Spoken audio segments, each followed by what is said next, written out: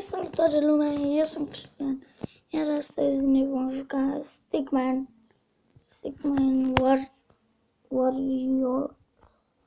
Nu sunt bun la engleză, deci nu știu cum să citești. Bun, dă un cap. Joculeța acesta se joacă cum vedeți, este de telefon.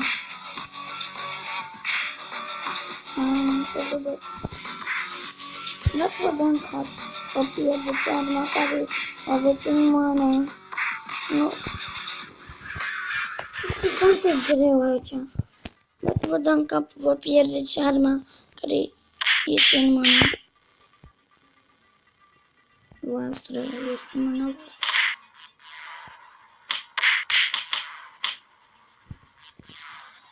Am o tactică să mă duc în colț și să stau să nu-mi dea la cap, dar tot pierd bățul. Și trebuie să le iau înapoi ca să mă duc la colț, dar îmi dau ăștia la cap.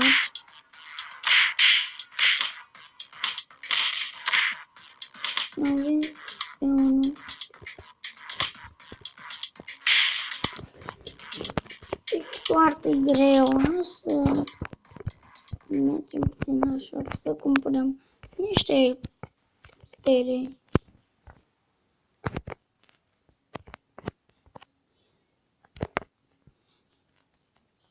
Mai întâi niște viață și apoi putere.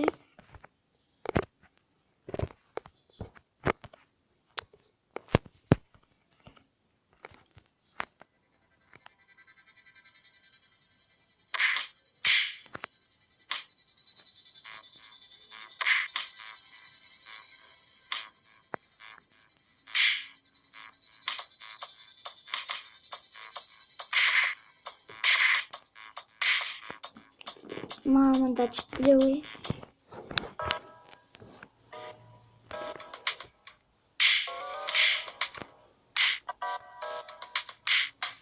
Sper să vă placă acest videoclip. Mete două la cap. Deci să mă duc în colț ca să nu mai dea la cap. Să dau eu la cap când vin pe mine.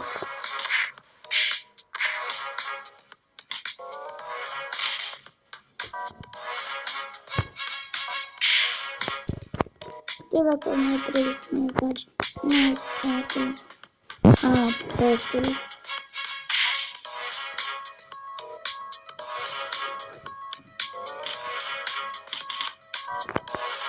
Nu trebuie să lași să-ți dea.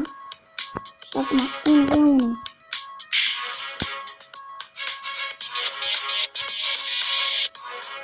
O protejez. Bun. I-am dat în cap și win. Hai să mergem la următorul nivel. Acum am două bețe. Acum am apărare mai mare. Da, cu ăștia negri este mai greu. Nu-ți dă din prima. N-am mai jucat eu. Îmi place.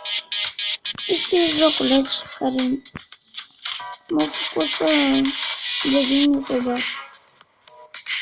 Am văzut la mai mulți YouTuberi care îmi plac mie joculețul acesta. Scuzați de sunetul acesta.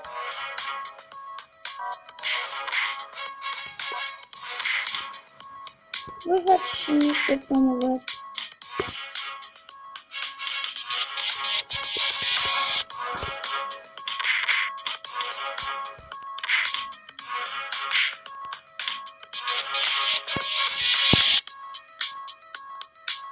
Este 1v1.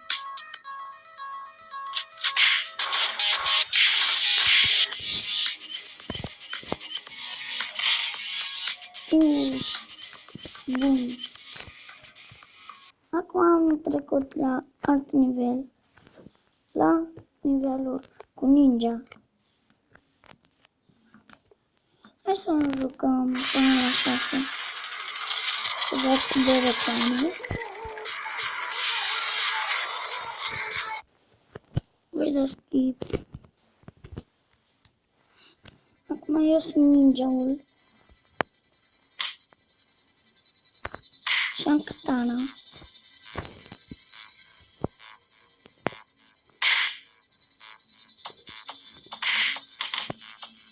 Și devine din ce în ce mai greu. Și ai cât mai puțină viață.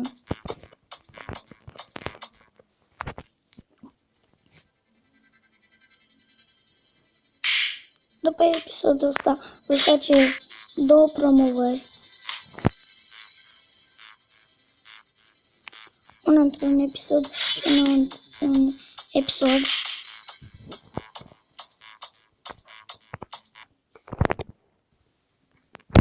Nivelul 2. Ce ăsta are katana. Ne vom înfrunta cu katana. O să am 2 katane. S-a glitchit. Nu e. Nu e. Să vreau eu.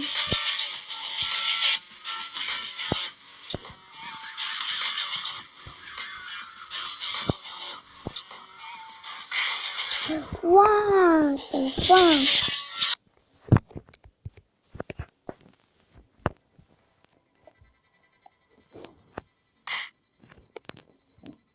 Mereu îmi iau cap aici. Am luat katana, am 2 katane. Yes. Scade foarte multă viață katana și de asta învingem repede inamici. Un are cuțit.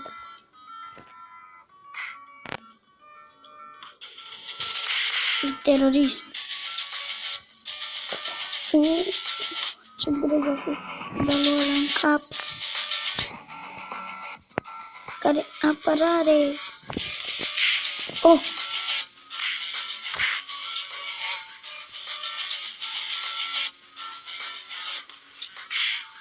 Katana este mai bună decât cuțitul. Mai lungă. N-am pierdut.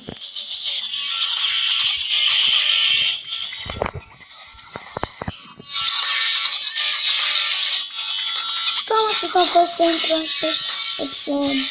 Pa, pa!